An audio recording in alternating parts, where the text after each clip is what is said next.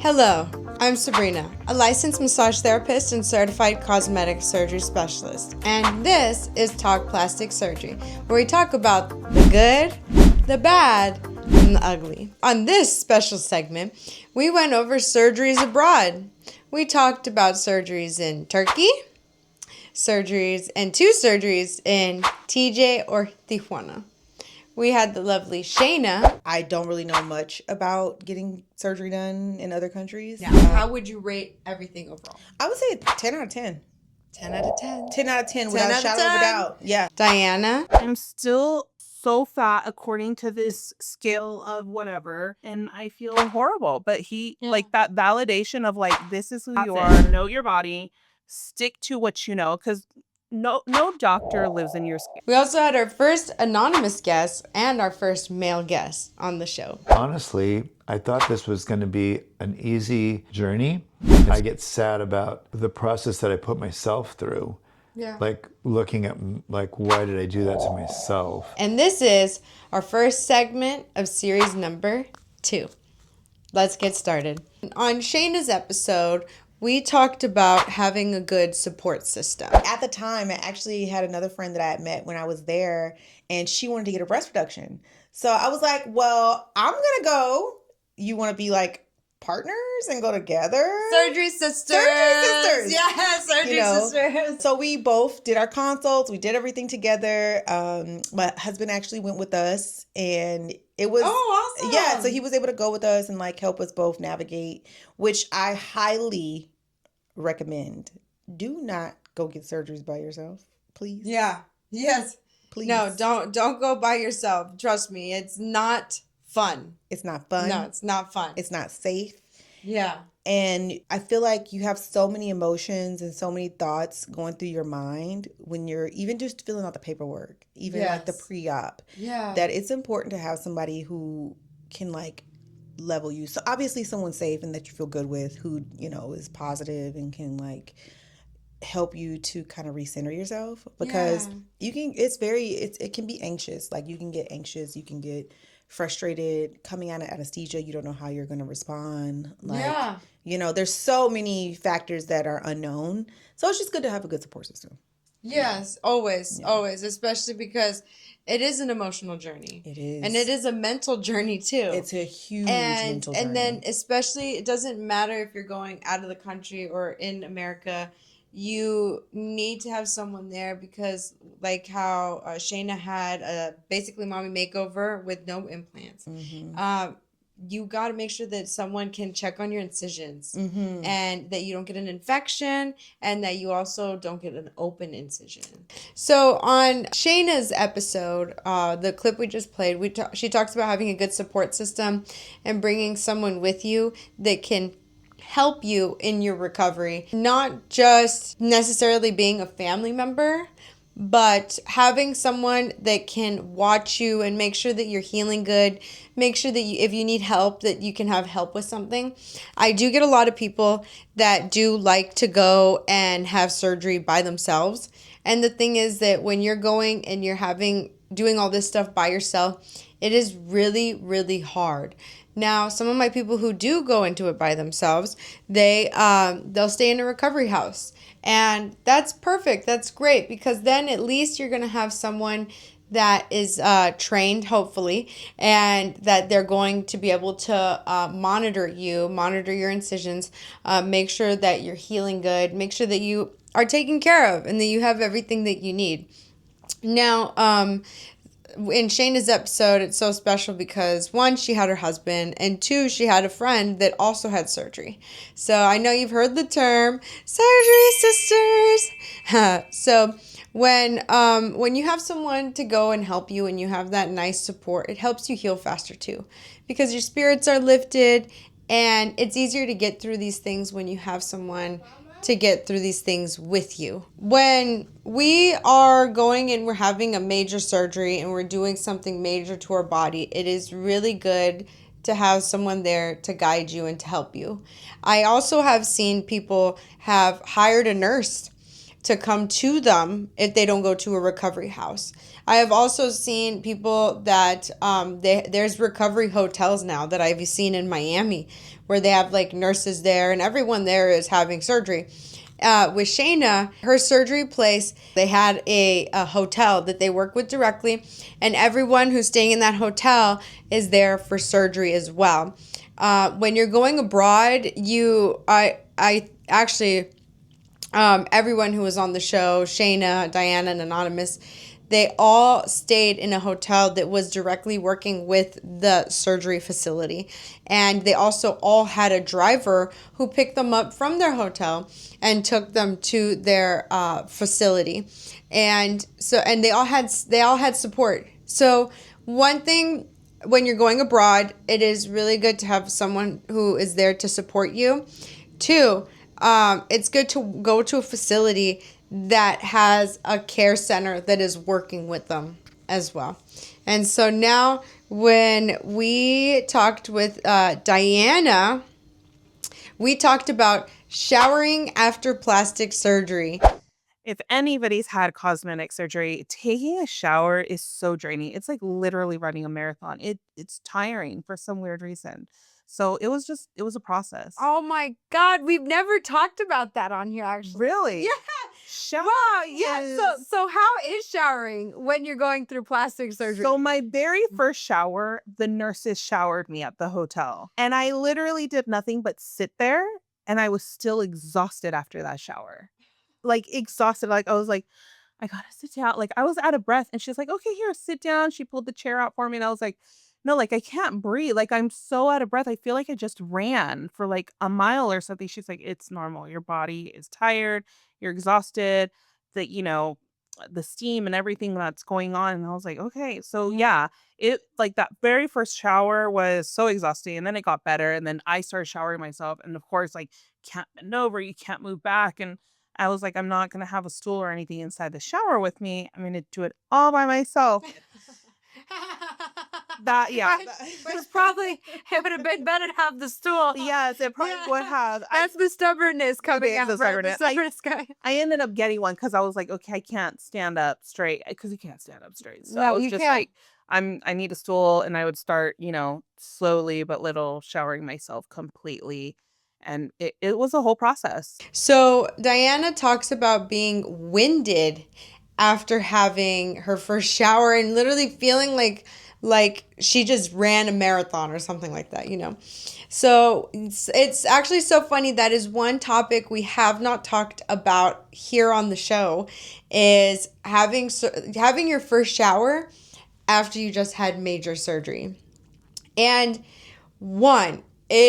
we don't realize how much muscles and how much of our strength we use when we are showering. And two, when it depends on what procedure you got done, but regardless, you're healing and your body is not able to make fast movements like normal. So doing even something as simple as taking a shower can literally feel like way too much on your body. And also, if you had a big incision, like a tummy tuck or a body lift, like how Diana had a body lift, then it is really hard to, you don't want to get the incisions wet in the beginning either. And so that's why a lot of the doctors, they're like, oh, do sponge baths in the beginning, in the first week or so. But of course, always do what your doctors tell you.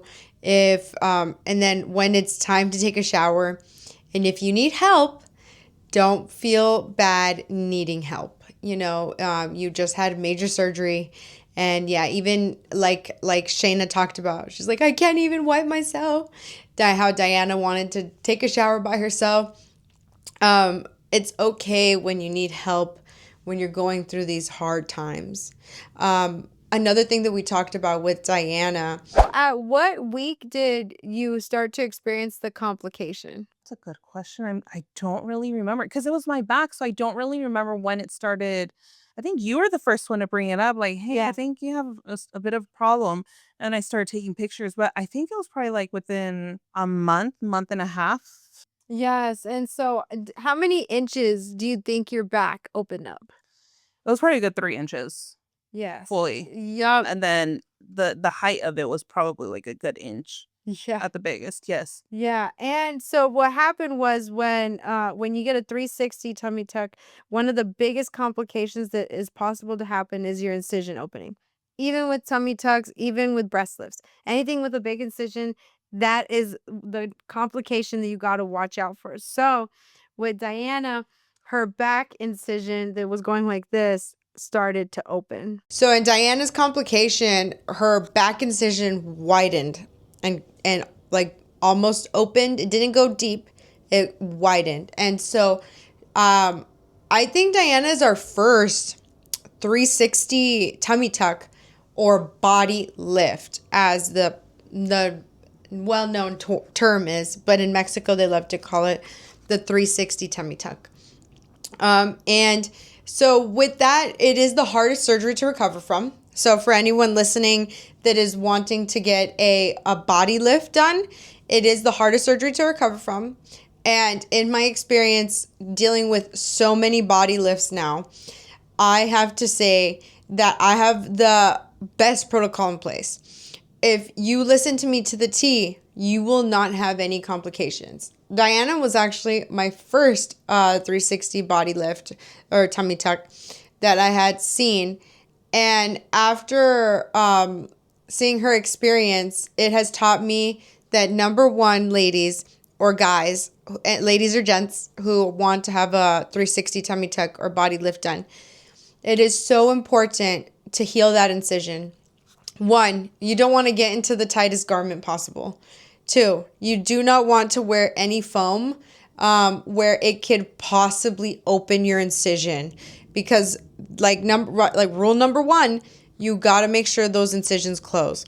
And that's why with the new protocol that I have developed for all my body lifts, that is number 1 priority.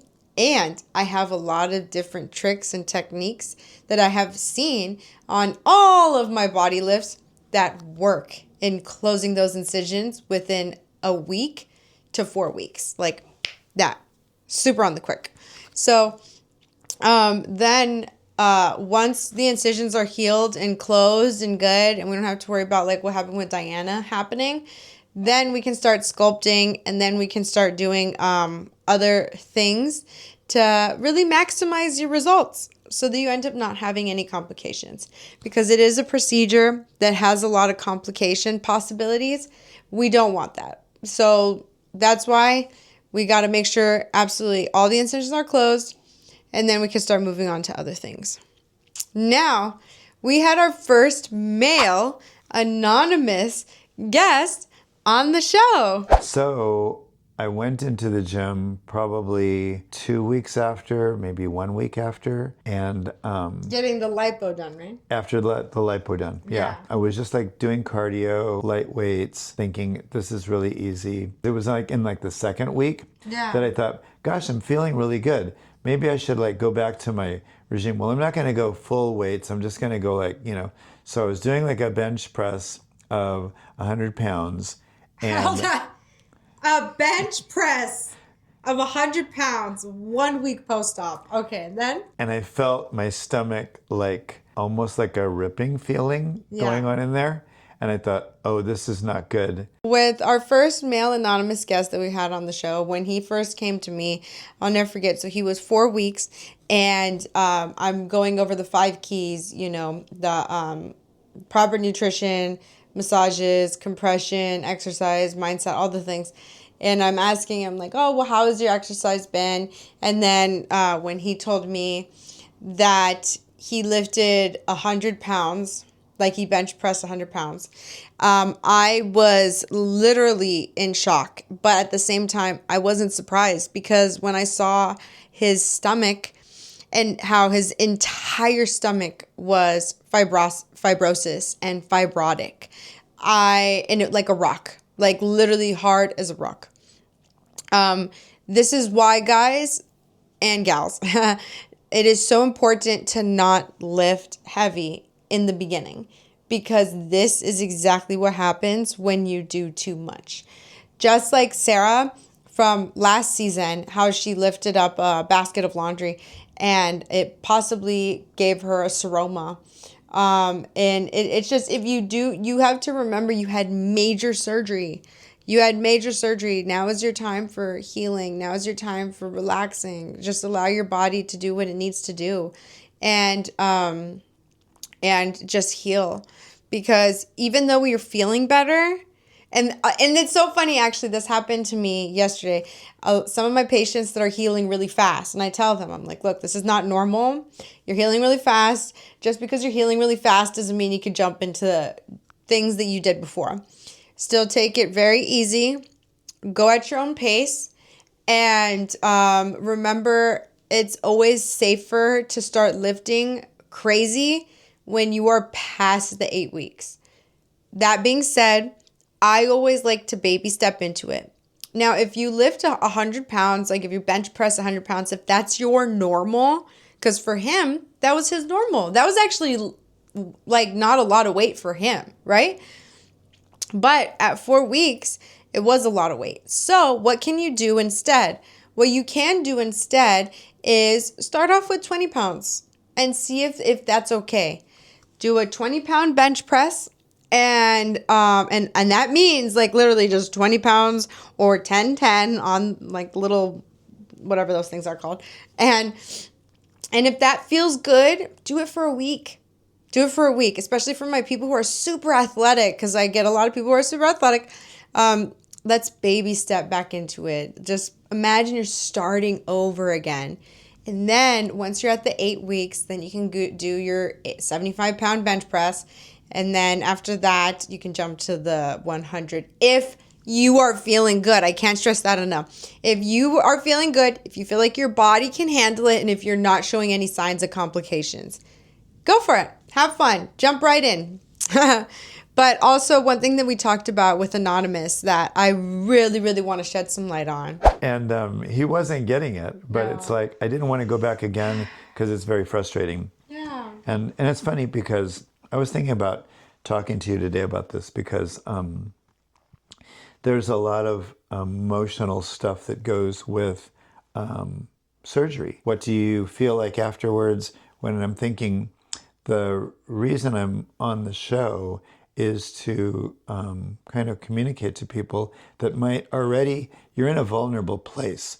Like you are already feeling like maybe something's wrong with you, or you're not good enough, or you are lacking in something that maybe you could get back by doing the surgery. So you're vulnerable to being preyed upon by surgeons who, just because this guy was in business for 30 years, doesn't mean he was doing ears for 30 years. And when I talked to people, they said, doctors, they said, well, the ears are the easiest thing. That's weird that's what screwed up. Because honestly, the rest of my face looks good and I'm happy with it. It does. But it looks very natural. And like, the only reason that somebody spotted me at the gym was he's gay.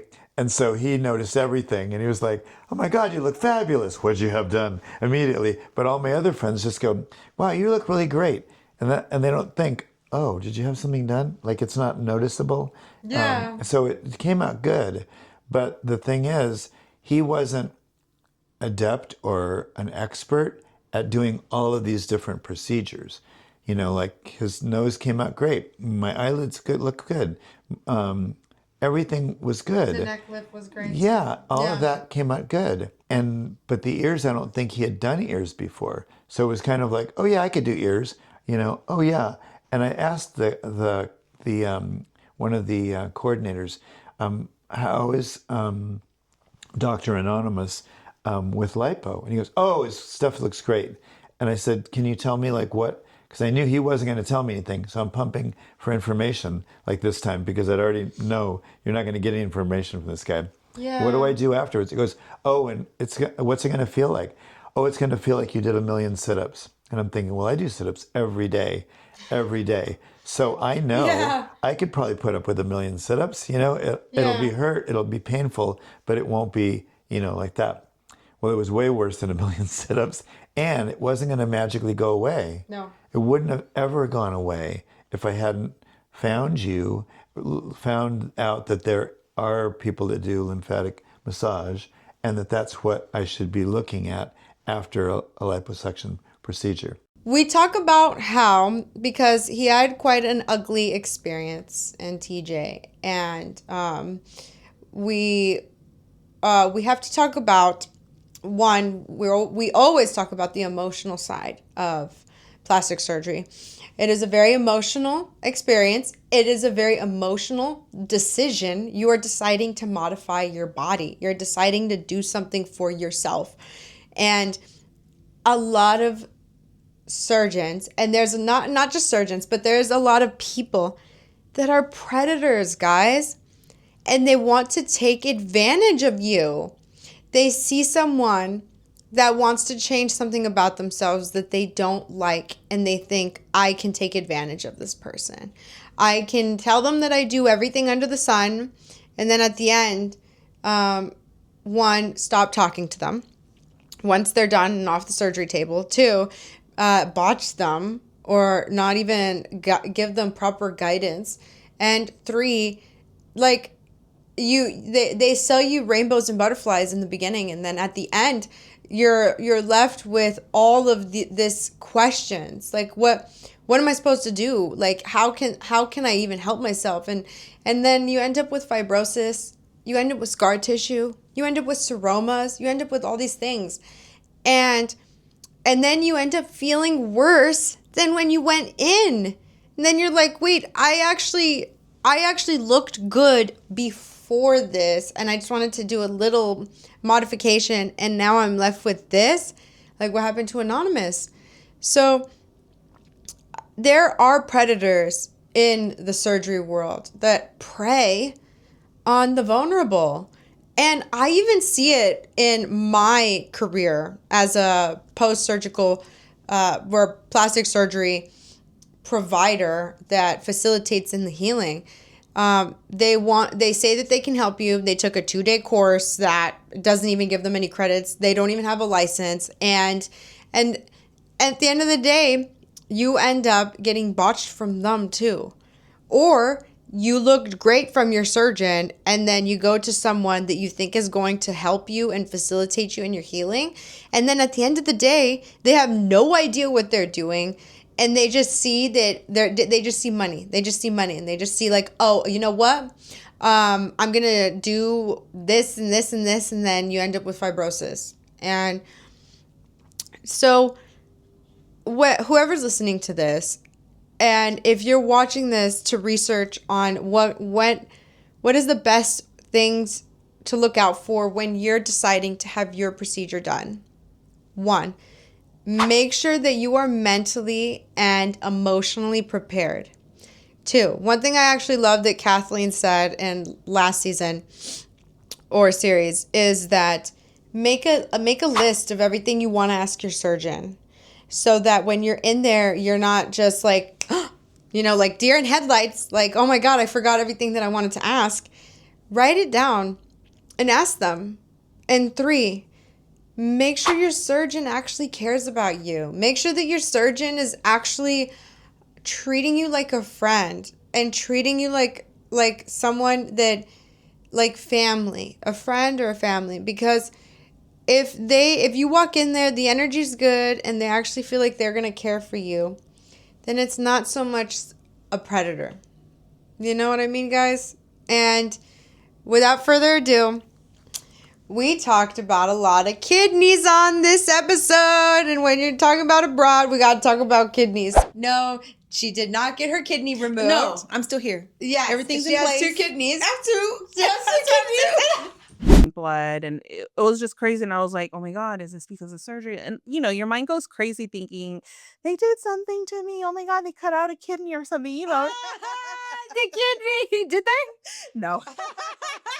You have all your kidneys and everything? Yeah, I think so. How would I know? I guess if we did an MRI in the future, then we'll find out. We'll find. And yes, guys, they all do have their kidneys. Now, that being said, full disclaimer, if you are going to go abroad, one thing that everybody said, Shayna, Diana, and Anonymous, they all said the same thing. Make sure that you know who, this is their advice. Make sure that you know someone that went to that surgeon, that had a good outcome with that surgeon, and it's always best to like double check, cross your T's, dot your I's about when you're going abroad. That was actually all of their suggestions, and that's even my suggestion. There are so many groups on Facebook nowadays where you can really see a surgeon's work. You can really talk to real people about their real experiences, and that's also why we have the show. So you can hear firsthand people's real experiences with real surgeons. And of course, if you have any questions about who these people went to, feel free to reach out to me. Okay. At the end of the day, guys, we're here to help you. And as always, like, share, subscribe, hit the push notifications for all things plastic surgery. Bye.